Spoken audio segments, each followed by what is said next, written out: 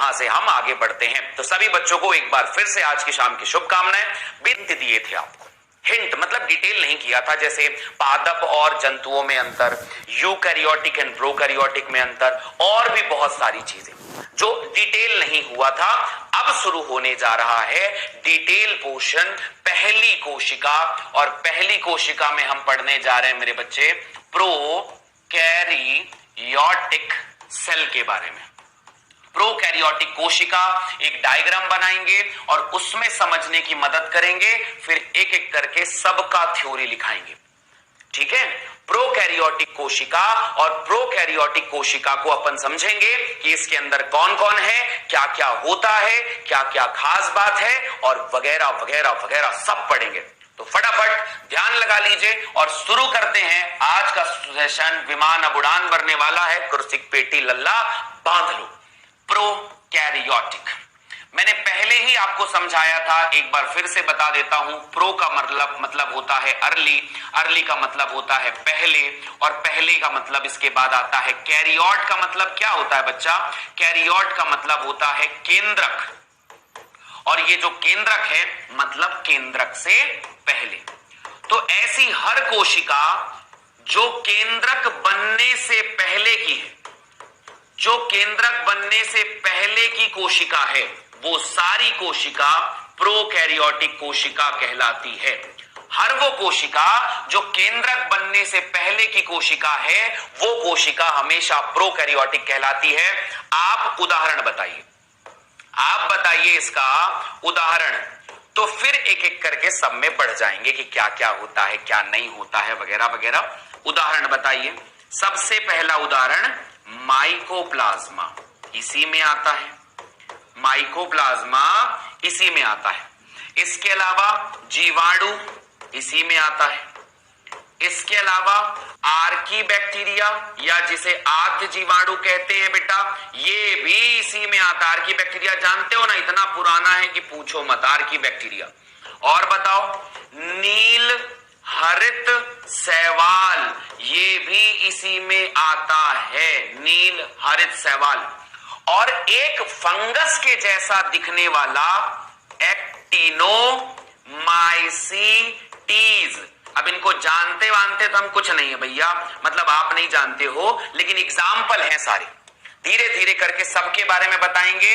Mycoplasma को भी पढ़ाएंगे, एक्टिनोमाइसीटीज को भी पढ़ाएंगे, ये सब पढ़ाएंगे। लेकिन ये उदाहरण याद रखना, इन सभी को हम कहते हैं प्रोकैरियोटिक। लिख लोगे? बस बिल्कुल, बस इतना चीज लिखना कि माइकोप्लाज्मा, जीवाणु, आर्की बैक्टीरिया, नील हरित शैवाल, एक्टिनोमाइसीटीज, सबका नाम याद कर लो। एक एक करके हम बताते हैं। ठीक है भाई, क्या क्या खास बात है इसकी? नाम तो लिख लेंगे ना, नाम तो लिख लिए। आइए स्टार्ट करते हैं खास बात, डायग्राम बनाना। जाते हैं डायग्राम में। हम बात करने जा रहे हैं अंगक की। कोशिका में क्या क्या है, तो आप मुझे बताओ कि पहले फ्लो चार्ट जानोगे कि डायग्राम जानोगे? दोनों में से क्या पहला सुनना शुरू करोगे? हम बनाते हैं, फिर इन सब चीजों का फ्लो चार्ट बनाएंगे। आ जाओ मेरे बच्चे। डायग्राम में देखो यार, 3D वीडी डायग्राम सब देखते रहते हैं, लेकिन बाद में कहानी दिक्कत होती है। तो इसलिए पहले अपने हाथों से डायग्राम बनाने की कोशिश किया करो, उसके बाद बनाया करो कि क्या क्या होता है। आइए बनाते हैं जी डायग्राम। अरे आओ बना लो। ठीक है, बनाते हैं। अच्छा से एक तो डायग्राम बना ही लेते हैं। लो आओ। सबसे पहली बात, अच्छा सा एक बढ़िया सा ऐसा गोला बनाना। ठीक है, ज्यादा बड़ा बना दिए, थोड़ा छोटा बना देते हैं। रुको, सारे बच्चे एकदम यहां से एक ऐसा गोला बनाना। ठीक है, ये गोला बन गया। अब इसमें क्या बात है बेटा जी, ये जो स्ट्रक्चर आपने बनाई है इसका नाम लिख दो। ये डायग्राम लिख देना कि ये है बच्चा कोशिका भित्ति। ये किसकी बनी है, कहां बनी है, कैसे कैसे है, वो बाद में देखेंगे। उसका सबका थ्योरी में लिखाऊंगा। कोशिका भित्ति। ठीक। दूसरी बात, इनके बाहर की तरफ बच्चा, इनके बाहर की तरफ ऐसा बहुत सारा कुछ मटेरियल सा इकट्ठा रहता है। इनके बाहर की तरफ, पूरे में नहीं रहता मान लो, तो आप बनाओगे तो चाहे पूरे में बना लो और चाहे अधूरे में छोड़ देना। मैं अधूरे में छोड़ दूंगा, बाकियों में आप लोग ये dot dot dot dot dot dot dot dot dot dot dot dot dot खुद बनाओगे। ठीक है, बनाएंगे बाद में।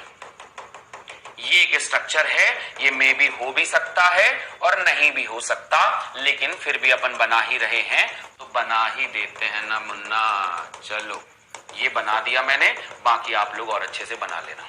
ठीक है, ये एक स्ट्रक्चर हो गया जो बाहर की तरफ में। थोड़ी सी और जानकारी, थोड़ा सा और डिटेल। बाहर की जो संरचना सबसे पहले दिख रही है, ये पहला स्ट्रक्चर है बेटा, इसको अपन कहते हैं ग्लाइकोकैलिक्स। ध्यान से लिखना, बहुत सिंपल वे में आज एकदम धीरे धीरे आपको समझाऊंगा।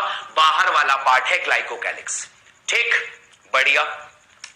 एक लाइन इसमें यहीं पर लिख लो कि ग्लाइकोकैलिक्स जो है म्यूसिलिन, दिख रहा है ये बात, म्यूसिलिन से बना है, म्यूसिलिन से बना। इतनी बात तो सब लोग लिख सकते हैं, तो यहीं से याद हो जाएगी। बाद में डिटेल करेंगे तो बाद में करेंगे। ग्लाइकोकैलिक्स किससे बना है मेरे बच्चे? म्यूसिलिन से बना हुआ है। कोशिका भित्ति किसकी बनी हुई है मेरे बच्चे? पेप्टिडो, क्या बोला मैंने? पेप्टिडोग्लाइकेन। ये शॉर्टकट है, बाद में सब डिटेल करेंगे। पेप्टिडोग्लाइकेन की बनी हुई है। कुछ दिख रहा है? नाम सुना है कभी पेप्टिडोग्लाइकेन का कि काला अक्षर भैंस बराबर? पेप्टिडोग्लाइकेन से बना। इतना इतना थोड़ा थोड़ा लिख लो यार, फिर डिटेल करने में तब ना मजा आएगा। दूसरा आवरण हो गया। क्या बोला हमने? दो आवरण बताई। पहले बाहर वाला ग्लाइकोकैलिक्स काहे से बना है? वो बना है म्यूसिलिन से। उसके अंदर कौन? उसके अंदर कोशिका भित्ति काहे से बना है? पेप्टिडोग्लाइकेन से बना है। बहुत अच्छी बात है। तीसरी संरचना, उसके अंदर तीसरी संरचना अगर हम देखें तो ये तीसरी संरचना कहीं कहीं पे छूटी हुई, कहीं कहीं पर बनी हुई, ये ऐसा संरचना दिखेगी। ये तीसरी अंदर वाली संरचना है जिसका नाम है मेरे बच्चे प्लाज्मा झिल्ली, या आप इसे कहोगे काहे की झिल्ली? कोशिका की झिल्ली कहते हैं, इसी को प्लाज्मा मेम्ब्रेन कहते हैं ना जी, इसी को ना कहते हैं प्लाज्मा मेम्ब्रेन। और आप इसको जानते हो, ये काहे से बनी होती है? फॉस्फोलिपिड से बनी, फॉस्फोलिपिड से बनी। ये लाइन लिखते जाना, जितना बढ़िया डायग्राम में जितनी चीजें लिख सकते हो ना सब लिख देना। जितनी चीजें डायग्राम में लिख सकते हो सब लिख देना। पूछा जाएगा कोशिका भित्ति किसकी बनी, बाद में और डिटेल फॉस्फोलिपिड की बनी। मुख्य रूप से तो यही होता है। कोशिका भित्ति किससे बनी? पेप्टिडोग्लाइकेन। अब उसके अंदर भी बहुत सारा है, बताएंगे। म्यूसिलिन से बनी। 3 आवरण है मेरे बच्चे, 3 आवरण है मेरे बच्चे। बढ़िया, अब आगे बढ़ते हैं। इन आवरण के अंदर और बाहर दोनों तीनों तरफ कुछ ना कुछ तो निकला होता है, तो ये देखते हैं। इन जगहों से कुछ ना कुछ ऐसा निकला हुआ रहता है। अब ये जो निकल रहा है, ये ऐसा एक स्ट्रक्चर बड़ा सा है। ठीक, इसके बाद वैसा ही एक और स्ट्रक्चर थोड़ा उससे छोटा है, और उससे एक स्ट्रक्चर उससे थोड़ा और छोटा है। 3 स्ट्रक्चर आपको दिख रहे हैं और तीनों एक के बाद छोटे छोटे छोटे छोटे हैं। तीनों का नाम फिर मैं बाद में बताऊंगा। नाम बता देता हूं, मतलब कितनी संख्या में कौन क्या कैसा कहते हैं। इसे कहते हैं मेरे बच्चे फ्लैजिला, और इसको हिंदी में क्या कहते हैं मुझे बताया जाए सबसे पहले। इसके बाद जो दूसरी स्ट्रक्चर है बेटा, इसको अपन कहते हैं पिलाई, इसको कहते हैं पिलाई, और पिलाई को हिंदी में कहते हैं रोम। इसके बाद ये जो संरचना है इसका नाम है बच्चे झालर, और इसे हिंदी में इंग्लिश में कहते हैं फिम्ब्री। तो आप चाहे इंग्लिश में पढ़ो और चाहे हिंदी में पढ़ो, याद कर लेना कि चौथी संरचना है फ्लैजिला, 5वीं संरचना है पिलाई और 6वीं संरचना है झालर। 6वीं संरचना है झालर। फ्लैजिला को कहते हैं बच्चा कशाबिका, बिल्कुल सही। इसमें क्या ना, पक्षमाभ और कशाबिका में कंफ्यूज हो जाता है इंसान, तो कशाबिका कहते हैं इसको। ठीक है, देख लो 6 संरचनाएं हो गई, 6 संरचनाएं हो गई। उनको फिर हम पढ़ेंगे कि कौन किसका कितना क्या बना, कितना क्या क्या, सबको एक एक करके डिटेल करूंगा। ये संरचनाएं हो गई। अब कुछ अंदर की तरफ में भी है मेरे लाल। ये जो अंदर की तरफ एक दिख रहा है, ये अंदर की संरचनाएं ऐसी बनी होगी एक ठो, या फिर इसको अलग अलग रूप में भी बना सकते हैं, अलग अलग तरीके से भी बना सकते हैं।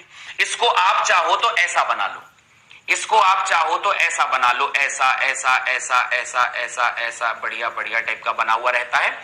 इसे हम कहते हैं मेरे बच्चे, ये जो बना हुआ है कौन से नंबर का संरचना है? 7वें नंबर का। इसे हम कहते हैं मीजोजोम। ये संरचना है मीजोजोम। ये क्या है इसके बारे में भी जानेंगे। मीजोजोम के बाद कभी कभार एक और संरचना ऐसा गोल गोल प्रेजेंट होती है। एक और संरचना है जो ऐसे गोल गोल प्रेजेंट रहती है, हरी हरी संरचनाओं के ऐसा हिसाब से, और इस संरचना का नाम हम रखते हैं 8 नंबर पे क्रोमैटोफोर। क्या नाम होता है मेरे बच्चे? क्रोमैटोफोर। ये संरचनाएं हैं क्रोमैटोफोर, ये 8वीं संरचनाएं। और कुछ है इसके अंदर। 9वीं संरचना इसका अंदर का नग्न एक केंद्रक जैसी संरचना है। नग्न है और ये संरचना है जिसका नाम होता है मेरे बच्चे 9वें नंबर पे, इसे अपन कहते हैं न्यूक्लियोइड। Nucleoid, nucleoid. अब ये न्यूक्लियोइड जिसे अपन कहते हैं, इसी का नाम कभी कभी केंद्रिकाभ कहते हैं हिंदी में बच्चा, इसे केंद्रिकाभ। इसके बारे में भी थोड़ा बहुत समझेंगे। अगर मैं शॉर्टकट में यहां पर बताऊं तो ये कह सकते हैं नग्न, डीएनए नग्न है, एकल है, एक है। इसके अलावा द्विकुंडलित है। क्या है मेरे बच्चे? द्विकुंडलित है। और क्या बोला जाएगा? द्विकुंडलित होने के साथ साथ और क्या है? नग्न है, धागे नुमा है। और धागे नुमा जो है वो डीएनए है, धागे नुमा डीएनए है। बस इतना याद रखना। क्या क्या बोला न्यूक्लियोइड के बारे में? न्यूक्लियोइड के बारे में क्या क्या बोला? नग्न है, एक है, द्विकुंडलित है, धागे नुमा है, और डीएनए जो है उसे न्यूक्लियोइड कह देते हैं, केंद्रिकाभ कह देते हैं। ये बढ़िया हो गई। और एक संरचना कुछ और बढ़िया दिखाते हैं। और एक संरचना इसी के आसपास गोल गोल गोल गोल प्रेजेंट होता है। इसका नाम रख देते हैं मेरे बच्चे, 8-9 हुआ था ना, अब यहां पर रख देते हैं 10वें नंबर का भाग, जिसे हम कहेंगे बच्चा प्लाज्मिड। प्लाज्मिड के बारे में क्या कहा जाएगा कि यह भी एकल है, यह भी एकल है। इसके बारे में कहा जाएगा कैसा है? गोलाकार है। और क्या है? बाह्य गुणसूत्रीय पदार्थ है ये बेटा जी। क्या है ये? बाह्य गुणसूत्रीय पदार्थ। तो जितनी बातें डायग्राम में लिख सकते हो सब कुछ लिख लो। बाह्य गुणसूत्रीय पदार्थ है, ये है हमारा प्लाज्मिड। ठीक, बढ़िया। आगे आते हैं और समझते हैं कि क्या है जी इनके पास में। इनके पास कहीं कहीं पर ऐसा ऐसा एमआरएनए दिखाई देगा। क्या दिखाई देगा? एमआरएनए। रुको दूसरे कलर में बनाते हैं। ये बना दिए मान लो एमआरएनए, और इस एमआरएनए से जुड़ा हुआ रहता है आपका राइबोसोम। अब इस संरचना का क्या नाम रखेंगे? तो इस संरचना में दो चीजें हैं। ग्रीन वाला भाग एमआरएनए है और व्हाइट वाला पार्ट ये जो है राइबोसोम है। तो दोनों को मिलाकर अपन कहते हैं मेरे बच्चे पॉलीजोम। पॉलीजोम कौन से नंबर का आया? ये 10वां था ना, ये 11वां हो गया बेटा। पॉलीजोम कहते हैं, पॉलीराइबोसोम कहते हैं। और कुछ बना दें। और इनके पास गोल गोल और बहुत सारी संरचनाएं होती हैं, जिन्हें हम कहते हैं बच्चा 12वें नंबर का अंतर्विष्ट पिंड। अंतर्विष्ट पिंड। तो ये ठहरा डायग्राम अपनी आंखों में छाप लो। अब एक एक करके हर एक अंग को डिटेल में डिटेल करेंगे। जल्दी बोलो। यहां तक जो बात आपके सामने है, डायग्राम प्यारा सा, ये तुम्हारे सामने, मतलब तुम्हें ये समझ में आ गया कि मुझे पढ़ना क्या क्या है। मुझे पढ़ना क्या क्या है, ये चीज पढ़नी है। देखो, सबको पढ़ना है, सबके काम को पढ़ना है, सबकी संरचना को पढ़ना है। मेरा काम हो गया। मैं कुछ भूल जाऊं तो याद दिला देना, ये 10 की 10 चीजें पढ़नी है। ये दसों की दसों चीजें पढ़नी है। अच्छा, राइबोसोम पॉलीसोम बनाया है वैसे मैंने, लेकिन अलग वाला भी किसी बच्चे ने कह दिया है तो उसका दिल नहीं तोड़ूंगा, राइबोसोम भी बना देता हूं। ये बन गया, मान लो इसी में लिख दूं। अब 11वें 12वें नंबर का, ये 12 हुआ था ना जी, 13 नंबर का एक और आ गया, राइबोसोम। खुश मेरे लाल, तुम्हारी मनसा में राइबोसोम को भी डाल दिया। ये हो गए 13 चीज है। इन 13 चीजों को एक एक करके, 9वें नंबर किधर है जी, न्यूक्लियोइड, केंद्रिकाभ कहते हैं इसको, केंद्रिकाभ न्यूक्लियोइड। ये 10 चीज, 12 13 चीजें हैं। हर किसी का काम, हर किसी की संरचना, हर किसी का काम, इन सब चीजों को हम पढ़ेंगे। यहां तक क्लियर? हिंदी में तो है जी उसको केंद्रिकाभ, केंद्रिकाभ कहते हैं उसको, केंद्रिकाभ है। अब जो जो चीज हम लिख सकते थे वो चीज इसमें हमने लिख दी। आगे बढ़े, डायग्राम बना लेंगे। 12th कहां है जी? 12th है अंतर्विष्ट पिंड। अंतर्विष्ट पिंड, थोड़ा वो देख लेना यार, है ना, मेरी राइटिंग थोड़ा थोड़ा वैसे बहुत अच्छी तो नहीं है, लेकिन फिर भी मैं कोशिश करता हूं कि अंतर्विष्ट पिंड हिंदी में अच्छी लिख दूं। ठीक, 4 नंबर वाला क्या है? 4 नंबर वाला है मेरे बच्चे, किधर है जी 4? फ्लैजिला, कशाभिका। ये 4 नंबर वाला कशाभिका। 5वें नंबर वाला पिलाई, रोम। उसके बाद झालर, उसके बाद फिम्बरी। ये सब लिख लिया, ठीक है, सब लिख लिए ना? ना ना यार, कैसे बना दे, तुम्हारी मनसा इतना भी नहीं कर सकते। माइटोकॉन्ड्रिया कहां गया? इसमें कहां माइटोकॉन्ड्रिया बनाओगे जी? कैसा विशाल जी, कैसा करते हो मेरे लाल? प्रोकैरियोटिक बना रहा ना मैं, इसमें माइटोकॉन्ड्रिया किधर होता जी? कुछ का कुछ बोलता तुम लोग, ऐसा थोड़ी ना चलेगा। ठीक है, अब इतना, अरे सब कहेंगे। तो अब पढ़ते हैं बेटा जी कि हम प्रोकैरियोटिक को देख रहे हैं। प्रोकैरियोटिक जो आपका प्रोकैरियोटिक है, प्रोकैरियोटिक यानी जीवाणु, प्रोकैरियोटिक यानी जीवाणु। प्रोकैरियोटिक कोशिका में मुख्य रूप से कौन आता है? कोशिका। ये एक लाइन है, इंपॉर्टेंट है, सर्जन रीजन में पूछा जाएगा। मुख्य रूप से जीवाणु आते हैं, जीवाणु आते हैं। अब एसर्शन रीजन में इसके ऊपर क्या क्वेश्चन आएगा? एज्यूम करो, जब तक तुम लाइन से, डायग्राम से, लाइन से अगर अपने आप को क्वेश्चन नहीं सोच सकते, तब तक तुम नीट की तैयारी नहीं कर रहे हो मेरे लाल। क्वेश्चन पूछा जाएगा कि क्या सभी जीवाणु प्रोकैरियोटिक कोशिका वाले होते हैं? तुम कहोगे हां, सभी जीवाणु प्रोकैरियोटिक कोशिका वाले होते हैं। तुम कहोगे हां, लेकिन क्या सभी प्रोकैरियोटिक जीवाणु होते हैं? नहीं होते हैं। समझे बात को? तो ये बात समझना कि प्रोकैरियोटिक में मुख्य रूप से जीवाणु है, लेकिन सभी जीवाणु नहीं है, सभी जीवाणु नहीं है। समझ रहे हो ना? इसमें और लोग भी आते हैं तो ठीक है, लेकिन मुख्य तो जीवाणु ही है। आ जाओ इनके आकार, आकार को थोड़ा पढ़ लेते हैं। तो आकार अगर ऐसा गोलाकार, ये पूछा गया प्रश्न है ना, याद रखना ये गोलाकार है। तो अगर ये गोलाकार है तो हम इसे हिंदी में कहते हैं, इंग्लिश में कहते हैं कोकस। क्या कहते हैं लल्ला? कोकस। ठीक है, अगर ये ऐसा छड़ाकार जैसा दिख रहे तुम्हें, छड़ाकार दिखाई दे, जिसे अपन कहते हैं छड़ाकार, तो तुम इसे कहोगे बैसिलस। इंग्लिश में भी यही कहते हैं, बैसिलस। ठीक है यार, ये भी बता दिए, बैसिलस भी हो गया। ठीक है, कोई चीज समझना है तो बताना, थोड़ा बहुत चेंज कर देंगे। इसके बाद आता है कॉमा के आकार का, ऐसा कॉमा, तो इसे अपन कहते हैं कॉमाकार। कॉमाकार में आता है, इसे कहते हैं बेटा विब्रियो, विब्रियो, विब्रियो।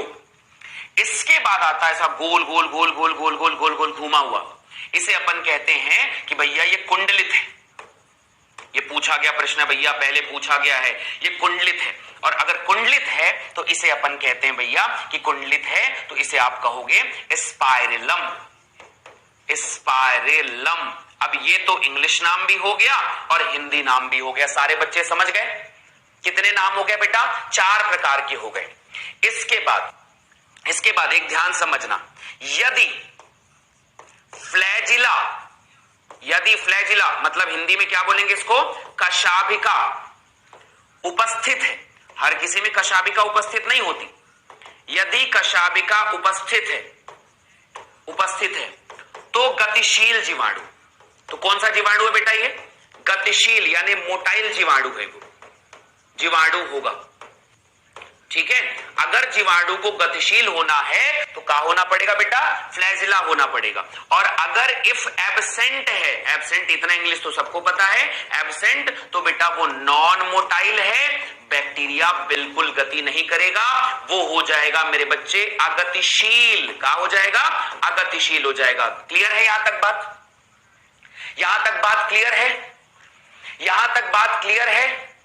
ठीक है, तो यहां पर याद को रखने का है, इफ एब्सेंट है तो नॉन मोटाइल अगतिशील होता है, और इसी के हिसाब से चीजें हम आगे बढ़ाते हैं। चलो एक एक करके हम हर चीज को समझने की कोशिश करते हैं। ठीक है भैया, ये 4-5 आकार हो गए, आइए समझते हैं। तो अब हम इनके अंगक के विषय में बात करते हैं। देखना, बड़ा दिमाग खराब करने वाले क्वेश्चन आएंगे। पहला अंगक आवरण, इनका आवरण बताओ। प्रोकैरियोटिक में जो हमारे पास प्रोकैरियोटिक हैं उनका अंगक बताओ। तो पहला आवरण, आवरण में मैं सबसे पहला आवरण बताना चाहता हूं, बाहरी आवरण, जिसका नाम है मेरे बच्चे ग्लाइकोकैलिक्स। ग्लाइकोकैलिक्स, ग्लाइकोकैलिक्स के बारे में कहा जाएगा बच्चा, सबसे पहली बात बाहरी आवरण है। कैसा आवरण है? बाहरी आवरण। पहली बात, किसका बना हुआ है बेटा? म्यूसिलिन का बना हुआ है, म्यूसिलिन से बना। देखो शॉर्ट नोट बनाएंगे, बहुत ज्यादा थ्योरी नहीं लिखना है, तुम्हें बोर्ड का पेपर नहीं देना है, तुम्हें नीट का पेपर देना है। तो सबसे आउटर वाली वॉल जो है वो बाहरी आवरण है और वो म्यूसिलिन से बना होता है। पहला प्रश्न, ठीक है यार। म्यूसिलिन की वजह से, ये भी सीधा सीधा प्रश्न आएगा, म्यूसिलिन की वजह से, म्यूसिलिन के कारण यह चिपचिपा होता है। एक बार नीट में प्रश्न आया कि जीवाणु को चिपचिपापन कौन प्रदान करता है भैया? तो ग्लाइकोकैलिक्स यानी म्यूसिलिन चिपचिपा होता है। ये लाइन आ गई कि यह म्यूसिलिन के कारण यह चिपचिपा होता है। तो जीवाणु का चिपचिपापन, क्वेश्चन आ गया यहीं पर, लिखो और बनाओ कि जीवाणु का चिपचिपापन किसकी वजह से होता है। तो जीवाणु का चिपचिपापन, चिपचिपापन कौन देता है जी? ये प्रश्न है। चिपचिपापन, उसको कौन चिपचिपापन? ग्लाइकोकैलिक्स से होता है। किसकी वजह से बेटा? ग्लाइकोकैलिक्स। इतने प्रश्न बनाओ, इतने प्रश्न बनाओ कि चिपचिपापन, उसको कौन चिपचिपापन? ग्लाइकोकैलिक्स से होता है। किसकी वजह से बेटा? ग्लाइकोकैलिक्स। इतने प्रश्न बनाओ, इतने प्रश्न बनाओ कि खुद की एक बुक छप जाए। ग्लाइकोकैलिक्स से होता है। ये एक स्टेटमेंट हो गया। वैसे अपने मर्जी से तुम इसको शॉर्टकट में भी लिख सकते हो, लेकिन अरे यार म्यूसिलिन को हिंदी में म्यूसिलिन कहते हैं, खुशी प्यासी को क्या बोलेंगे हिंदी में? हाँ, खुशी प्यासी को क्या कहेंगे हिंदी में? खुशी प्यासी। म्यूसिलिन इज अ केमिकल। हाँ, म्यूसिलिन। हाँ, जैसे एक बच्चा कह रहा है कि म्यूसिलिन है क्या, तो इसको केमिकली अगर देखा जाएगा तो इसको कहते हैं बेटा म्यूकोपेप्टाइड्स। क्या कहेंगे हम इसको? म्यूकोपेप्टाइड्स कह सकते हैं या म्यूकोपॉलीसैकेराइड्स कह सकते हैं। ये बात सही है, म्यूकोपॉलीसैकेराइड कह सकते हो, इसकी बनी होती है। और इसके चिपचिपापन म्यूकोपॉलीसैकेराइड भी कह सकते हो। ये दोनों बात है। हाँ, वही चीज है, म्यूकोपॉलीसैकेराइड का हो या फिर म्यूसिलिन का हो, लेकिन इससे चिपचिपापन आता है। बढ़िया प्रश्न आएगा। ठीक है यार, तो चिपचिपापन से हुआ क्या? चिपचिपापन से हुआ क्या? तो कार्य बताओ इसका। अब ये 2 प्रकार का होता है।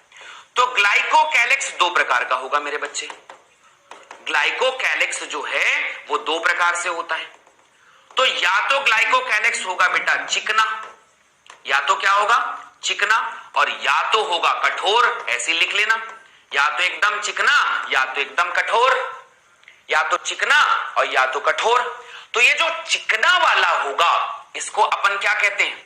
अवपंक परत। अवपंक परत कहते हैं। इंग्लिश में कहा जाता है स्लाइम लेयर कहेंगे, स्लाइम लेयर कहते हैं। अरे लिख लो यार मेरे बच्चों, तुम तो पूछते ही रह जाओगे प्रश्न। कठोर होगा तो इसे कैप्सूल कहते हैं। इसे क्या कहते हैं? कैप्सूल को क्या कहते हैं यार? कैप्सूल को जो भी कहते होंगे, कैप्सूल, कैप्सूल कहते हैं। कैप्सूल कहते हैं। तो भैया दो टाइप का स्लाइम ग्लाइकोकैलिक्स होता है, ठीक। हाँ, तो चिकना है और कठोर है। तो जो चिकना है वो पतला होगा और कठोर है वो मोटा होगा। खैर, संपुटिका, यस यस मेरे बच्चे, थैंक यू सो मच, संपुटिका। हालांकि तुमको संपुटिका नाम से कहीं नहीं मिलेगा, कैप्सूल नाम से ही मिलेगा, लेकिन याद रखना, हिंदी भी लिख लेना। अब वो पंख परत और दो प्रकार का होता है, याद अखबार दिमाग में छपदी हुई अगर है तो कमेंट सेक्शन पे एक बार इसे थोड़ा सा कह दो, हाँ जी गर्म से सब समझ में आ रहा है, नहीं तो हम फिर से एक बार बताएं। क्या बोलती है पब्लिक, क्या बोलती है पब्लिक, समझ में है? ठीक, समझ में आई मेरी बात कि यार ग्लाइकोकैलिक्स या तो दो है। अब ये म्यूकोपॉलीसैकेराइड अगर ज्यादा है, 2 लेयर का है, 3 लेयर का है ना, तो पॉलीसैकेराइड अगर ज्यादा है तो कठोर हो गया और अगर नहीं है तो चिकना हो गया। इतनी बात बस जान लो, बाकी डिटेल फिर इसको बड़े करेंगे अपन अलग पार्ट को। इतनी चीजों को हमने डिटेल कर दिया कि भैया ये दो चीजें हो गई। ठीक है यार, कार्य बताओ इसका, कार्य बताओ इसका कि यार ये जो ग्लाइकोकैलिक्स है इसका कार्य क्या है, ग्लाइकोकैलिक्स का कार्य क्या है? तो आप ये कहेंगे कि जो ग्लाइकोकैलिक्स है, ग्लाइकोकैलिक्स है, ग्लाइकोकैलिक्स जीवाणुओं में प्रतिजैविक, यानी जो दवाइयां दी जाती है ना मारने के लिए इसको कि जीवाणु जाओ मार डालो, प्रतिजैविक के प्रति प्रतिरोधकता प्रदान करते हैं, एंटीबायोटिक रेजिस्टेंस, प्रतिरोधकता, लड़ने की क्षमता देती है। बाहर से आवरण आ गया ना, तो बाहर से आवरण प्रतिरोधकता प्रदान करती है, प्रतिरोधकता प्रदान करेगी। तो पहला प्रश्न ये होता है कि प्रतिरोधकता प्रदान करेगी, ये पहला पॉइंट हो गया। दूसरा पॉइंट आता है कठोर परिस्थितियों में। दूसरा पॉइंट क्या होगा बच्चे? कठोर परिस्थितियों में। अगर 5 पॉइंट पे क्वेश्चन आ गया ना कि कौन सा सही कौन सा गलत, तो दिक्कत हो जाएगी, तो लिख लेना। कठोर परिस्थितियों में जीवित रहने में, जीवित रहने में सक्षम बनाती है, जीवित रखने में सक्षम बनाती है। समझे बात को? यहां तक क्लियर हुआ कि यार उसकी वजह से ना उसको ताकत मिलती है, वहां से रहने को ताकत मिलती है। तो पहला तो यार उसको प्रतिजैविक के प्रति प्रतिरोधकता, मतलब जो केमिकल रेजिस्टेंस कह सकते हो, क्या देता है बेटा जी वहां पर? केमिकल रेजिस्टेंस, लड़ने की क्षमता।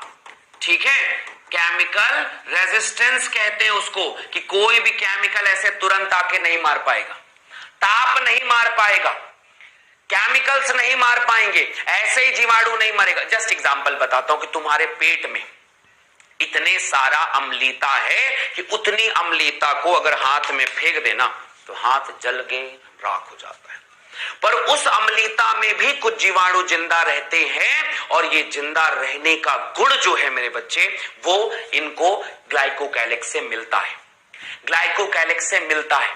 लड़ने की क्षमता करती है, लड़ने की क्षमता देता है। समझ गए बात को? बढ़िया। तीसरे नंबर पे इनकी वजह से जीवाणुओं में रोग फैलाने का, जीवाणुओं में रोग फैलाने का गुण मिलेगा, रोग फैलाने का गुण आता है, रोगी भी जीवाणु बन जाते हैं, गुण आ जाता है। इनकी वजह से क्या है, अब वो अच्छे से रह सकता है, अब ये रोग फैलाएगा, तो ये रोग भी फैलाता है। ठीक है, तो ये 3 बातें हो गई ग्लाइकोकैलिक्स के विषय में। और ग्लाइकोकैलिक्स का आज तक पूछा हुआ पॉइंट, बाकी सब तो ठीक है, लेकिन याद रखना ग्लाइकोकैलिक्स जो है वो 2 चीजें पूछी गई हैं कि स्लाइम लेयर ये कौन है, ये एनसीईआरटी की लाइन है बेटा, तो इसको मत भूलना। और ये मत भूलना कि कैप्सूल संपुटिका होती है और इसका चिपचिपापन जो है इसी से मिलता है। ये 3 बातें बहुत जरूरी है, ध्यान से बढ़िया से पढ़ के बना लेने का है। समझ गए बात को? यहां तक डिटेल है, हाँ या ना? जल्दी बताओ मेरे बच्चे, इतना पॉइंट क्लियर होना चाहिए। दूसरे पॉइंट पे आते हैं, दूसरे पॉइंट पे आते हैं। अब दूसरा पॉइंट, ठीक है यार ये सारी चीजें क्लियर हो गई ना कोशिका भित्ति पे। अब दूसरा पार्ट, अब हमारे पास में दूसरी चीज आती है कोशिका भित्ति। दूसरी चीज आती है कोशिका भित्ति, सेल वॉल। ये टॉपिक तो यार ऐसा है कि जितना डिटेल कर सकते हो उतना कर लो, लेकिन कोई बात नहीं, कुछ कुछ चीजों को अपन पढ़ेंगे। कोशिका भित्ति बेटा पेप्टिडो किससे बनी होती है? पेप्टिडो ग्लाइकेन से। अब अगला क्वेश्चन आएगा कि यार पेप्टिडो ग्लाइकेन है क्या? पेप्टिडो ग्लाइकेन है क्या? पेप्टाइडो ग्लाइकेन से बनी होती है। अब ये पेप्टाइडो ग्लाइकेन है क्या? पेप्टाइडो ग्लाइकेन मतलब होता है बेटा जहां पर होते हैं प्रोटीन और साथ साथ में होता है ग्लूकोज यानी शर्करा। प्रोटीन और शर्करा ये दो केमिकल्स मिलकर पेप्टिडोग्लाइकेन से बनी होती है। ये पहली बात हो गई। एक बार हाँ रिपीट कर देंगे ना, फिर से बता देंगे, अभी सुनते चलो पहले पहले। पेप्टिडोग्लाइकेन से बनी होती है, ठीक है। ग्लाइकोकैलिक्स फिर से बता दें, लो सुन लो भाई ग्लाइकोकैलिक्स को। ग्लाइकोकैलिक्स सबसे बाहरी आवरण है, म्यूसिलिन से बना हुआ है, दूसरा पॉइंट हो गया। म्यूकोपॉलीपेप्टाइड या तो अगर सामान्य भाषा में बात करें तो म्यूसिलिन से बना हुआ है, और म्यूसिलिन जो है वो चिपचिपा होता है। तो म्यूसिलिन चिपचिपा है, इसलिए इसका जो आवरण है वो भी चिपचिपा है, आवरण भी चिपचिपा है। आवरण चिपचिपा जो है वो दो प्रकार से हो सकता है, या तो बहुत बढ़िया चिकना होगा या तो कठोर होगा। अगर वो चिकना है तो स्लाइम लेयर यानी अवपंक परत कहते हैं, और अगर वो कठोर है तो संपुटिका यानी कैप्सूल कहेंगे, यानी उसे संपुटिका यानी कैप्सूल कहेंगे। ठीक, बढ़िया। अगर नरम हुई तो अवपंक परत, और अगर कठोर हुआ तो संपुटिका यानी कैप्सूल कह देंगे। क्लियर, बढ़िया। आगे बढ़ते हैं, इतना तो सबको समझ में आ गया। अब इसमें से ग्लाइकोकैलिक्स की वजह से ना उनको केमिकल से रेजिस्टेंस, ठीक है।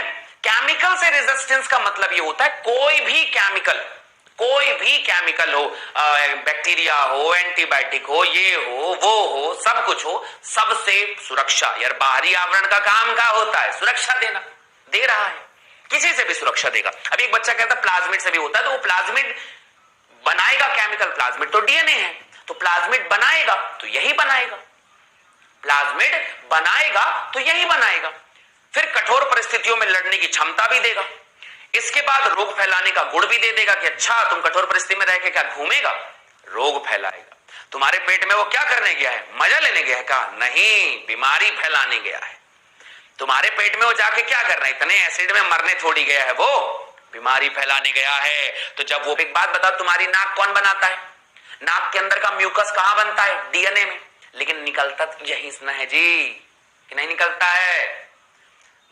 ठीक है, तुम्हारे आंखों को बनाने वाला जो डीएनए है वो तो डीएनए ही है, लेकिन देखती तो तुम्हारी आंखें ही है ना, कि नहीं देखती हैं? वैसे ही आंख किसने बनाया? डीएनए ने। तो प्लाज्मिड प्रतिरक्षा देता है। अब प्लाज्मिड क्या करेगा? डीएनए खुद देने थोड़े ना आएगा, डीएनए बनाएगा प्रोटीन, और प्रोटीन कौन है? यही है, बस है, इतना ही है।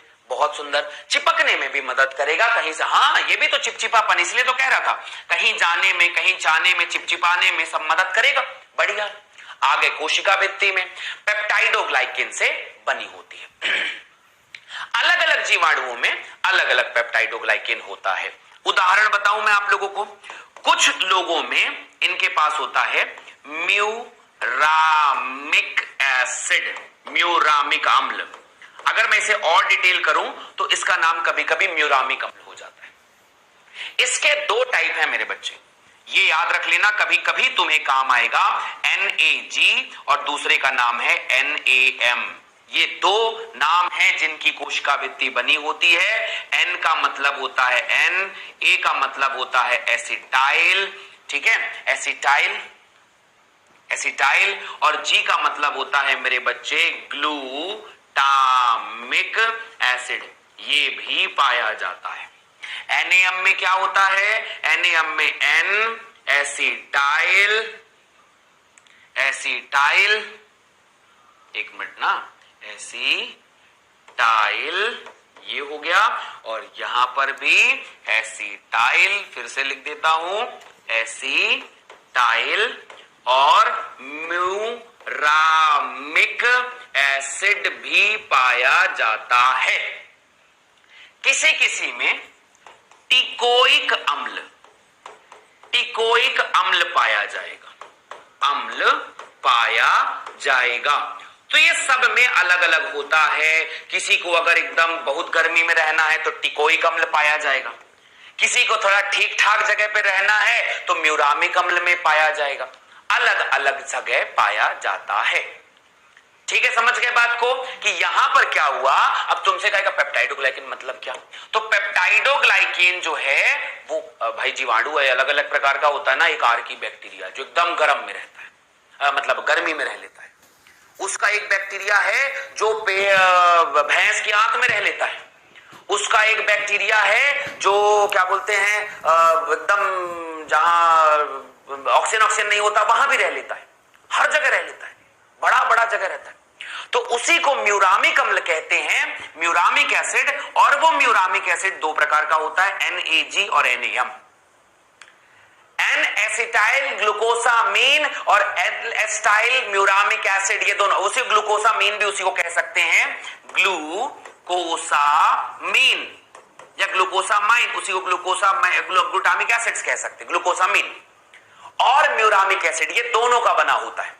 तो ये कहानी बढ़िया है। इतनी कहानियां अभी याद रखना, और इसके आगे अभी बहुत ज्यादा बकवास पढ़ने की जरूरत नहीं है, इतना चीज तुम्हारे लिए जरूरी है। आगे बढ़ते हैं। सेल वॉल के आधार पर, ध्यान से समझना, सेल वॉल के आधार पर जीवाणु दो प्रकार के होते हैं, जीवाणु दो प्रकार के होते हैं।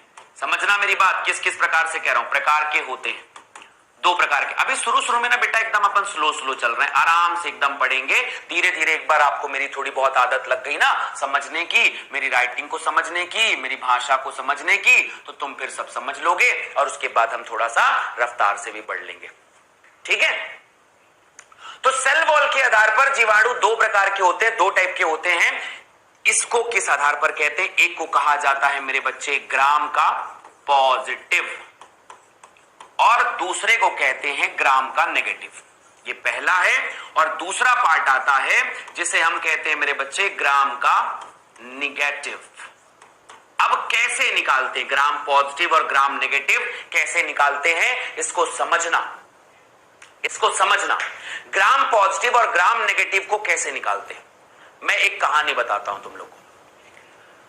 तुमने सब में होली खेली होगी, खेला है होली, होली खेली होगी तो दो तरीके से होली खेली होगी। एक होली ऐसी होती है कि तुम्हारी मम्मी तुम्हें सुबह उठते ही बढ़िया सरसों का तेल पोत देती है पूरे शरीर में, एक पहला ऐसा।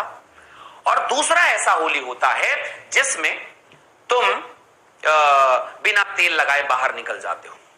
जो इंसान बिना तेल लगाए बाहर जाता है वो भी रंग के आता है, और जो तेल लगाकर जाता है वो भी रंग के आता है, दोनों लाल पीले होकर आ जाते हैं। लेकिन जो तेल लगाया हुआ आदमी जब नहाता है तो उससे रंग पूरा छूट जाता है, उसका रंग पूरा छूट जाता है। लेकिन अगर जो आदमी तेल नहीं लगाया था उसका रंग नहीं छूटता है। कहानी को समझ में आई? ठीक है, समझ में आई मेरी बात? जस्ट ऐसा ही सिंपल सा पार्ट है। तो कोई भी कहानी, जस्ट लाइक तुम कोई भी चीज हो, हाथ को अगर तुम उपयोग कर रहे हो, अब अगर तुम किसी भी चीज के ऊपर कवर लगा लो, हाथ के ऊपर कवर लगा लो, तो कवर अगर लगा लिए तो तुम्हारे शरीर में, तुम्हारे में केमिकल नहीं जाएगा। रेनकोट पहन लिए पानी नहीं जाएगा, और रेनकोट नहीं पहने पानी चला जाएगा। तो ऐसा ही होता है ग्राम के साथ। मैं बताता हूं ग्राम पॉजिटिव और ग्राम नेगेटिव निकालते कैसे हैं। ठीक है, ध्यान से सुनना। जीवाणुओं में पहले समझना, जीवाणुओं में कोशिका भित्ति दो प्रकार से होती है। कोशिका भित्ति दो प्रकार की होती है। कोशिका भित्ति कभी एक परत की होती है, कभी एक परत मतलब एक परत और दो परत दोनों की होती है। एक परत तथा द्विपरतीय द्विपर्तीय दोनों होती है, द्विपर्तीय दोनों होती है, दोनों होता है उनके पास। मतलब कोशिका भित्ति जो होती है या तो एक परत की होगी या तो दो परत की होती है। ठीक है यार, अब एक परत वाली को बना लेते हैं कि मान लो ये सेल वॉल है, ठीक है, और ये दूसरी सेल वॉल है। ये एक परत वाली है मान लो, और इसके बाजू वाला एग्जांपल बना लेते हैं कि इनके पास दो परत की सेल वॉल है। ठीक है यार, डबल लेयर। ये कौन सी लेयर है? Double layer. और ये कौन सी लेयर है मेरे बच्चे? ये सिंगल लेयर है। ये दो लेयर है हमारे पास में। ठीक है यार, बढ़िया। आगे बढ़ते हैं, आगे बढ़ते हैं। तो हमने क्या किया? हमने किया क्या? हमने यहां से स्टार्ट की प्रक्रियाएं, और उन प्रक्रियाओं पे अब अपन को बात करनी कि कौन कौन सी प्रक्रिया कैसे हुई और उस प्रक्रियाओं में क्या क्या करना है। ध्यान से सुनना, बहुत बढ़िया। हमने क्या लिया? एक बैक्टीरिया, एक आदमी थे जिसका नाम था क्रिश्चियन, जिसे अपन क्रिस्टिचियन कहते हैं, क्रिस्टिचियन या क्रिश्चियन ग्राम जिसे अपन कहते हैं। सी ग्राम लिख लो डायरेक्टली नाम, सी ग्राम। ग्राम साहब ने एक रंजक बनाया, ग्राम साहब ने एक रंजक बनाया। रंजक का नाम कोई बताएगा? रंजक का नाम था मेरे बच्चे क्रिस्टल वॉयलेट। क्रिस्टल वॉयलेट बनाया। फिर इन्होंने कहा कि जो जीवाणु, इन्होंने कहा जो जीवाणु रंजक से रंगेगा, रंजक से रंगा रहेगा, जो रंजक से रंगा रहेगा वो है बेटा जी ग्राम पॉजिटिव जीवाणु। ठीक। और जो जीवाणु रंग हटा देगा, रंजक से रंगा नहीं रहेगा, जो रंग को हटा देगा, वो छोड़ देगा रंग को, वो हो जाएगा मेरे बच्चे ग्राम का नेगेटिव। ग्राम का नेगेटिव, वो ऊपर वाला पॉजिटिव है और ग्राम वाला ग्राम का नेगेटिव हो गया। आइए समझते हैं ग्राम पॉजिटिव ग्राम नेगेटिव हुआ कैसे, और उसके पीछे रीजन भी देते हैं कि कैसे कैसे हुआ। देखना ध्यान से। मैंने क्या लिया? जीवाणु लिया, दोनों लिया, एक लेयर वाला भी और दो लेयर वाला भी। दो उस तरफ बनाते हैं। हमने क्या लिया? एक जीवाणु लिया। ठीक, जीवाणु दोनों लिया, सभी जीवाणु मिक्स कर लिया। फ्लो चार्ट बना देता हूं। जीवाणु में क्रिस्टल, अच्छा पहले जीवाणु को वाटर से धोते हैं। सबसे पहले यहां पर डाला हमने वाटर, वाटर से वॉश किया। ये प्रोसीजर कभी कभी पूछा जाता है। वाटर से वॉश किया, वाटर से वॉश करने के बाद उसमें डाला क्रिस्टल वायलेट, डाला क्रिस्टल वायलेट डाला। अब क्रिस्टल वायलेट डाला तो दो चीजें हुई। क्रिस्टल वायलेट डाला तो दो चीजें हुई, याद रखना। क्रिस्टल वायलेट डाल, अभी मैं सुन लूंगा तुम लोग की सारी बात सुन लूंगा, प्लीज मेरी बात सुन लो। कि जीवाणु डाला, वाटर से धोया, और वाटर से धोने के बाद उसमें क्रिस्टल वायलेट डाल दिया। क्रिस्टल वायलेट डालते ही सभी जीवाणु नीले रंग के हो गए। सभी जीवाणु कैसे हो गए बेटा? सभी जीवाणु नीले रंग का हो गया, नीला रंग हुआ। सभी जीवाणु नीले रंग के हो गए। ठीक है, सभी जीवाणु नीले रंग के हो गए। ठीक है, जब ये जीवाणु नीले रंग का हो गया तो इसको वापस धो डाला 5% आयोडीन विलयन से, 5% आयोडीन विलयन से फिर से वॉश कर दिया। वॉश कर दिया, फिर धो दिया। जब 5% आयोडीन सॉल्यूशन से धोया, उसके बाद फिर इसे धोया इथेनॉल से या फिर वाटर से। वाटर से धोया तो पहले साबुन से धोया इंसान ने, फिर मिट्टी के तेल से धोया। मान खूब धोया, बढ़िया धोया, और इतना धोया इतना धोया इतना धोया कि एक जीवाणु अभी भी नीला है। जीवाणु अभी भी अगर नीला है, ये पहली बात। और ये नीला रहित हो गया, नीला से अलग, जीवाणु ने रंग छोड़ दिया। जीवाणु नीला रहित हो गया, रंग छोड़ दिया। तो एक अभी भी नीला है और एक रंग छोड़ दिया। जो मेरे बच्चे नीला है वो एक परत था और उसके ऊपर रंग ऐसा चढ़ा, ऐसा चढ़ा, ऐसा चढ़ा कि निकल ना सका। लेकिन जो मेरे बच्चे जीवाणु ने रंग छोड़ दिया, उसके पास दोहरी परत है, वो बाहर से चिपका और बाहर से ही धुल गया।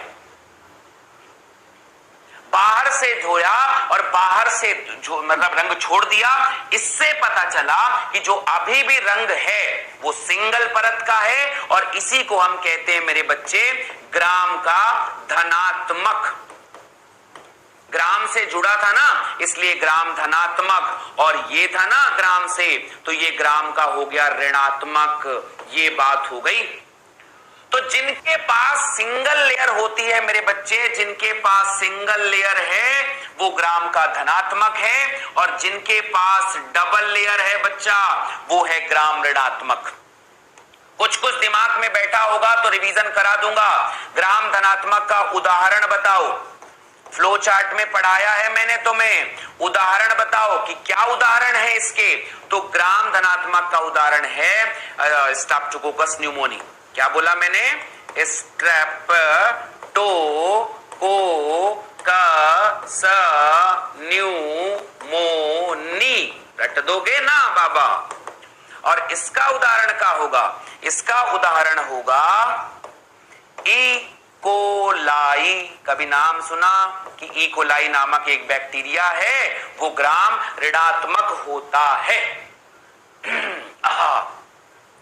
अब क्यों नहीं चढ़ा? बताया ना बेटा, ऊपर से तेल लगा हुआ था तो नहीं चढ़ा, और जब ऊपर से तेल लगा हुआ था और नहीं चढ़ा तो ग्राम ऋणात्मक, उतर गया रंग उसका, ग्राम ऋणात्मक। भैया सीधी सी बात है, मैं तुम्हें कुछ समझाया, तुम्हारे दिमाग में चढ़ गया तो लगेगा हाँ हाँ हाँ हाँ ठीक है, तुम मेरे धनात्मक, योगेश धनात्मक। और मैं तुम्हें पढ़ाया, तुम्हें नहीं समझ में आया और तुम अगर एकदम दिमाग में नहीं बैठा, ग्राम ऋणात्मक हो गए, योगेश ऋणात्मक हो गए।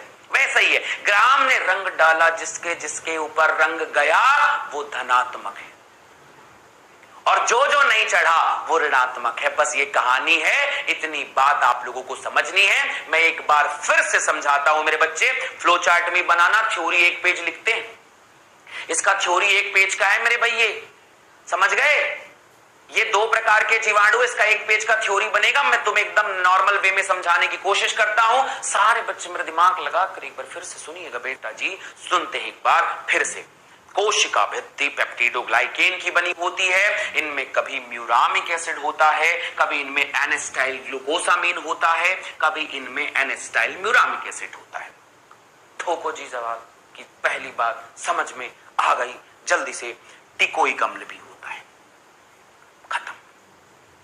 सेल वॉल के आधार पर जीवाणुओं के दो प्रकार हैं, ग्राम पॉजिटिव और ग्राम का नेगेटिव। ग्राम कौन जी?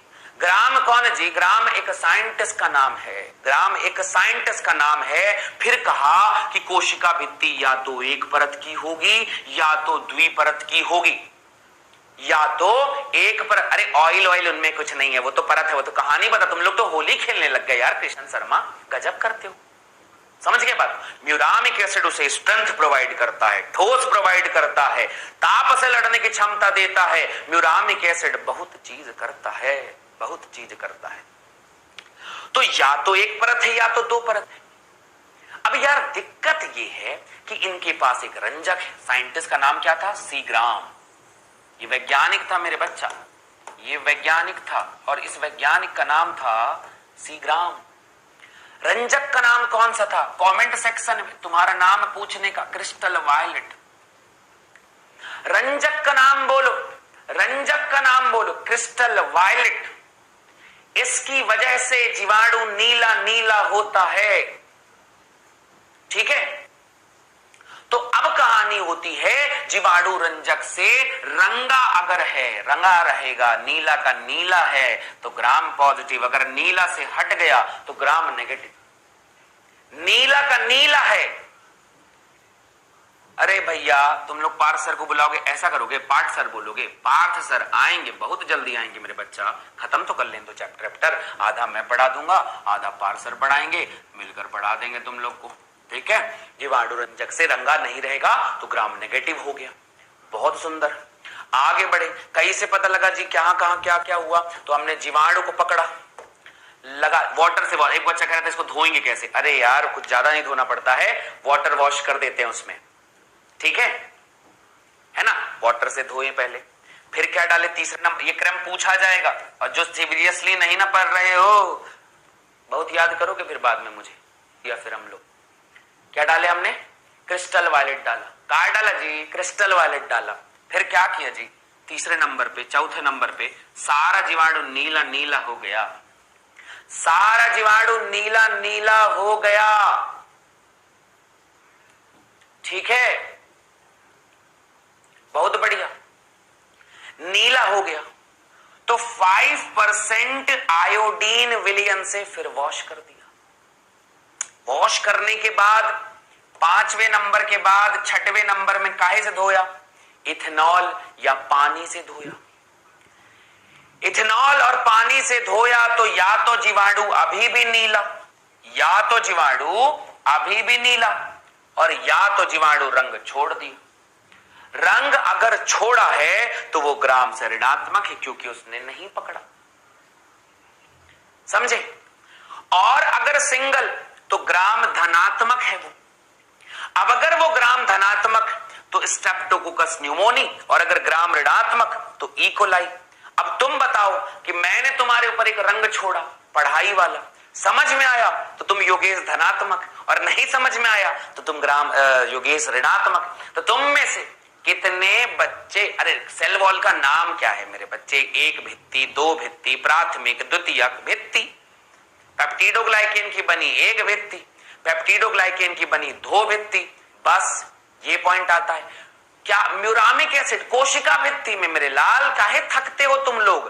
क्या पढ़ा रहा हूं मैं? कोशिका भित्ति। तो पाया कहां जाएगा? मेरे सर में। क्या पढ़ा रहा हूं मैं?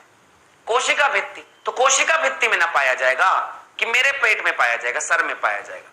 कहा जी धनात्मक हाँ या ऋणात्मक? जल्दी बोलो, समझ आया? समझ आया ना? यही क्वेश्चन बनेगा कि ये सीक्वेंस क्या हो सकता है, ये पूछो, ये बताओ कि किससे धोया, ये बताओ कि उसका नाम क्या था रंजक का। आपसे ये पूछा जाएगा कि यार ये सिंगल वाली है, एग्जाम्पल बताओ कि क्या ग्राम ऋणात्मक कौन है, ग्राम धनात्मक। यही प्रश्न बनता है और क्या। बस बस बस और बस, ये क्लियर हो गया। अब हम तीसरे बिंदु पे पहुंचते हैं। इसके बाद तीसरे पॉइंट पे हमारे पास में आता है प्लाज्मा मेम्ब्रेन, है ना। तो हम उसे कहते हैं कोशिका की झिल्ली, हम इसे कहते हैं कोशिका की झिल्ली, है ना। कोशिका की झिल्ली पे आते हैं। बहुत ध्यान सुनना, यहां पर एक बड़ा दिमाग खराब करने वाला क्वेश्चन आता है, और वो बच्चों को नीट पे ना बड़ा ध्यान से बहुत परेशान करता है, ठीक है, बहुत परेशान करता है। तो ध्यान से सुनना, कोशिका झिल्ली। इसमें तो आधे बच्चों को तो यही दिक्कत होता है कि कोशिका भित्ति और कोशिका झिल्ली, प्लाज्मा मेम्ब्रेन। तो भित्ति और मेम्ब्रेन में डिफरेंस समझना बेटा, ये किसका होता है। तो इसको अभी थोड़े दिन बाद ना जब मैं यूकैरियोटिक का पढ़ाऊंगा तो डिटेल करूंगा। बस इतना समझना बेटा, यहां पर ये फॉस्फोलिपिड का बना होता है। किसका मेरे बच्चे? फॉस्फोलिपिड का बना। अभी शॉर्टकट थोड़ा सा, इसका ना भी डिटेल अभी मैं नहीं बता पाऊंगा क्योंकि अगला चैप्टर, अगला टॉपिक ही वही इसी को डिटेल करने का है। प्लाज्मा मेम्ब्रेन का बना होता है। एक सवाल है जो एनसीईआरटी ने बड़ा लिखा हुआ है, एनसीईआरटी ने स्पेशली लिखा हुआ है, ठीक है। तो ये लिखा है कि यह संरचनात्मक तौर पर, क्या बोला मैंने यहां पर इसे? संरचनात्मक, कि वही लिपिड है, जल भैरु है, वगैरह वगैरह, संरचनात्मक एवं कार्यात्मक, संरचनात्मक रूप से, स्ट्रक्चरली रूप से यूकैरियोटिक के समान है, यूकैरियोटिक के समान है, यूकैरियोटिक के समान है। मतलब संरचना समान है, कोई बहुत बड़ी बात नहीं है, संरचना समान है, परंतु, और कार्यात्मक रूप से भी समान है, परंतु रासायनिक तौर पर, रासायनिक मतलब संगठन के स्तर के तौर पर असमान है। अब इस बात को मैं और डिटेल फिर मैं बाद में करूंगा। असमान है, ठीक है, या तो आप इसे पॉइंट को नहीं भी लिखोगे तो भी आपको समझ में आ जाएगा कि इसमें ये याद रखना कि लिपिड, प्रोटीन, जैसे इनके पास ना लिपिड के अलावा, ठीक है, लिपिड और उनके अलावा बाकी जो सारी चीजें होती हैं उससे आगे और आप लोगों को चीजें बनती हैं जो पूरे पॉइंट पे आते हैं, रासायनिक तौर पर असमान है, रासायनिक तौर पर असमान है, मतलब किसी के पास कोलेस्ट्रॉल हो जाता है, किसी के पास कुछ और हो जाता है, कुछ चीजें और समझ में आती हैं। संरचनात्मक रूप से यूकैरियोटिक के समान है परंतु रासायनिक के तौर पर असमान है, असमान है, संरचनात्मक रूप से यूकैरियोटिक के समान होती है। आगे बात करते हैं कोशिका झिल्ली में, और कोई बड़ा लॉजिक नहीं है, इसको फिर अपन बाद में डिटेल करेंगे, ठीक है। चलो भाई आगे आते हैं चौथे नंबर की संरचना। चौथे नंबर की संरचना प्लाज्मा मेम्ब्रेन। अब ये चौथा स्ट्रक्चर है जिसको हम दो तरीके से पढ़ेंगे, एक का नाम है बेटा मेरे बच्चे मीजोजोम, ठीक है, मीजोजोम, और दूसरी बात आती है, एक और नाम आता है क्रोमेटोफोर। इन दोनों को अब हम समझते हैं, इन दोनों को अब हम समझते हैं कि ये दोनों क्या क्या चीज है। याद रखना दोनों दोनों मेरे बच्चे, ये जो दोनों है ना, ये दोनों प्लाज्मा मेम्ब्रेन का, किसका मेरे बच्चे, प्लाज्मा मेम्ब्रेन का, प्लाज्मा झिल्ली का, जिसे आप कह सकते हैं प्लाज्मा झिल्ली का, दोनों प्लाज्मा झिल्ली का अंतर्वलन है। लिख लो ये बात, अंतर्वलन है, अंतर्वलन है बेटा जी, ये बात एकदम लिख लो, अपने इंपॉर्टेंट में याद रखना, अंतर्वलन है।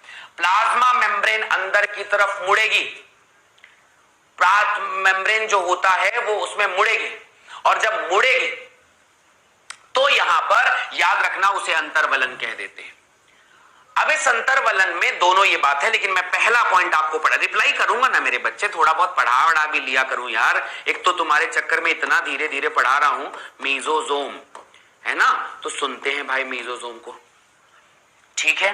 पहली बात ये क्या होता है, यह 3 प्रकार का होता है मेरे बच्चे।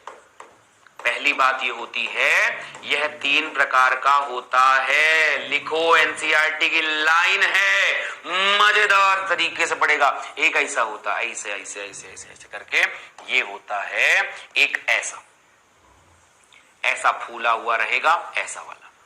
एक क्या होता है, ये ऐसा टाइप का, और एक क्या होता है, ऐसे ऐसे ऐसे नलिका नलिका जैसा बना हुआ रहता है। 3 प्रकार का होता है, तो इसे कहते हैं पुटिका। ये जो मीजोजोम है 3 टाइप का होता है, पुटिका, इसको कहते हैं पटलिका, और इसे कहते हैं मेरे बच्चे नलिका।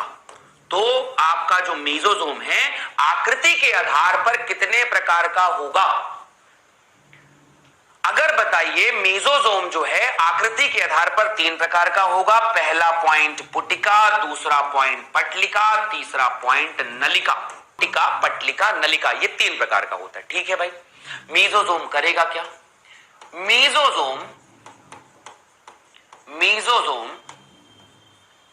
मेम्ब्रेन, याद रखना एक बहुत इंपॉर्टेंट पार्ट है, कभी क्वेश्चन पूछा जाएगा तो आपको बताना, मीजोजोम प्लाज्मा मेम्ब्रेन का अंतर्वलन है। यह क्या क्या करता है, यह प्लाज्मा मेम्ब्रेन से अंदर धसा होता है, प्लाज्मा झिल्ली में धसा होता है, झिल्ली से अंदर धसा होता है, अंदर धसा होता है, अंदर वलन की तरफ में धसा होता है, ठीक है भाई, बढ़िया है।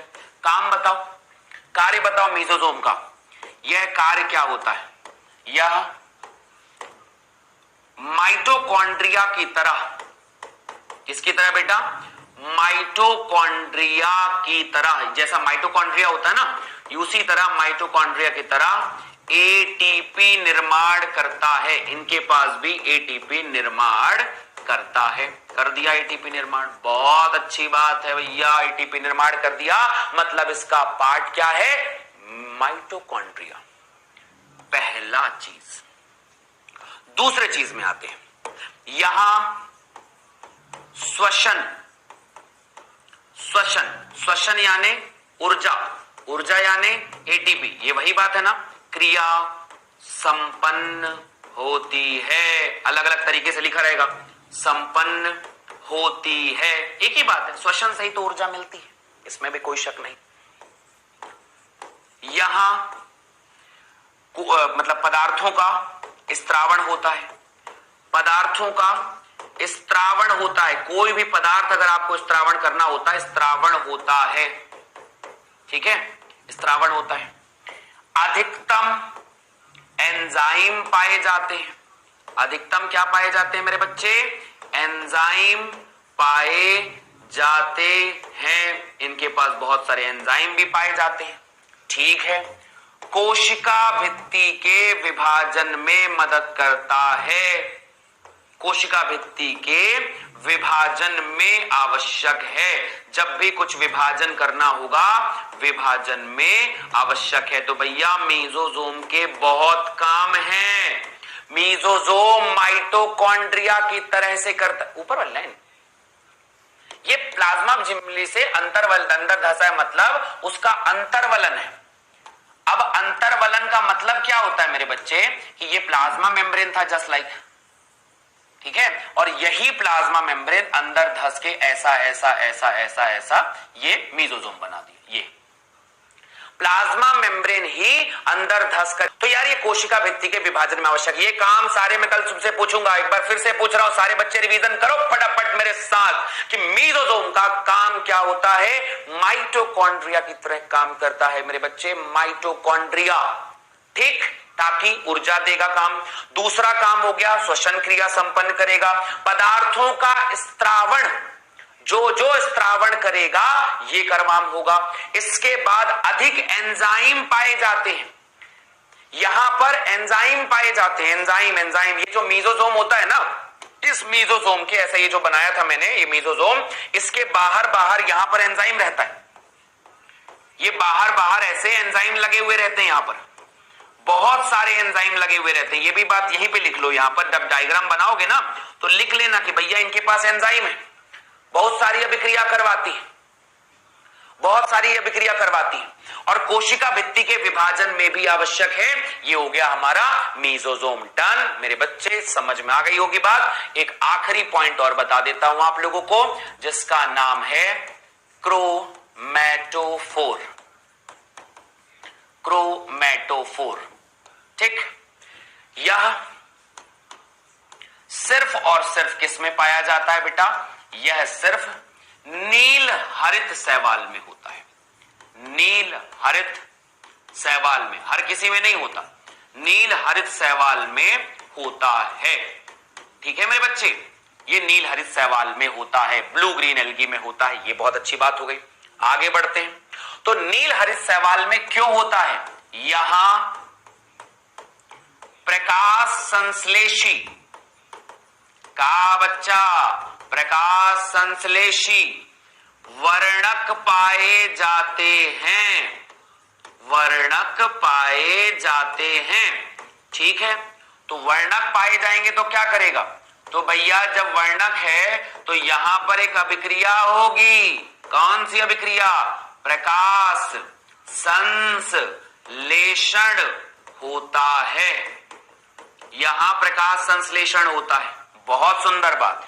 यह भी क्या है बेटा? यह भी प्लाज्मा मेम्ब्रेन का, किसका?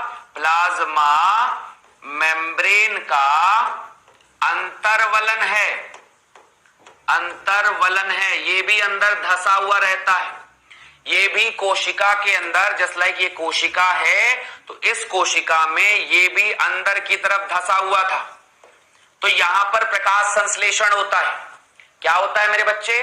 प्रकाश संश्लेषण होता है, पादप में नहीं। ना ना ना ना ना, मेसोजोम सिर्फ और सिर्फ पाया जाता है जीवाणुओं में, मतलब ये जो है हमारे प्रोकैरियोटिक में, जीवाणुओं में, ठीक है, वो सिर्फ और सिर्फ जीवाणुओं में पाया जाता है, ठीक है। समझ में आ रहा है? यार अविनाश कुमार, मैं तुम्हारा राइटिंग देखूंगा, समझ रहे हो, इतना सुंदर लिख रहा हूं कि मेरे को खुद का घमंड आ रहा है। साफ साफ तो लिख रहा हूं यार। मिस्टर साहब क्या होता है यार, हद है भाई। बायोलॉजी के लोग हो तुम लोग, बताओ डॉक्टर बनके जब तुम लोग उर्दू में पैरासीटामोल लिखोगे ना और इलाज कराने आऊंगा तब वहीं बैठ के बताऊंगा मैं। साफ साफ लिखो बोलूंगा मैं। थोड़ा लिखो यार, थोड़ा दिखना चाहिए तुमको भी, थोड़ा ध्यान लगा कर लिख लो, बन जाएगा। है समझ रहे हो बात को? तो कैसे जी, यहां तक डाउट क्लियर हुआ, हाँ या ना? अब कोई डाउट है? हाँ, डीएनए रेप्लिकेशन में भी मदद करता है। वही तो कह रहा हूं, कोशिका भित्ति विभाजन में और डीएनए रेप्लिकेशन के मतलब वो दोनों एक ही बात है। फिर भी आप लिखना हो तो लिख लो। कोशिका भित्ति का विभाजन कब होगा? कोशिका विभाजन जब डीएनए का प्रतिलिपिकरण होगा। डीएनए का प्रतिलिपिकरण होगा, वो एक ही बात है। क्वेश्चंस में आपको करवा देंगे। कल मैं आपको कम से कम 20 क्वेश्चन करवाऊंगा प्रतिलिपिकरण में आवश्यक। इतनी जो चीज बता दी है ना, आपको कल मैं 30 क्वेश्चन के 20 के आसपास क्वेश्चन करवाता हूं और 20 क्वेश्चन पे ये सारी चीज। स्त्रावण मतलब यार रिलीज होना, मुक्त करना, मुक्त करना, मुक्त करना। ठीक है, तो यहां तक पॉइंट आप लोगों के सामने है। इतनी कहानियों को याद रखिए। नेक्स्ट सेशन में फिर इसके बाद आगे बात करेंगे। होप सो आज आप लोगों को एक भी डाउट नहीं आया होगा। कल पहले क्वेश्चन बनाएंगे और उसके बाद आगे बात करेंगे। ठीक है मेरे बच्चे, thank you so much. Hope so आप लोगों को बढ़िया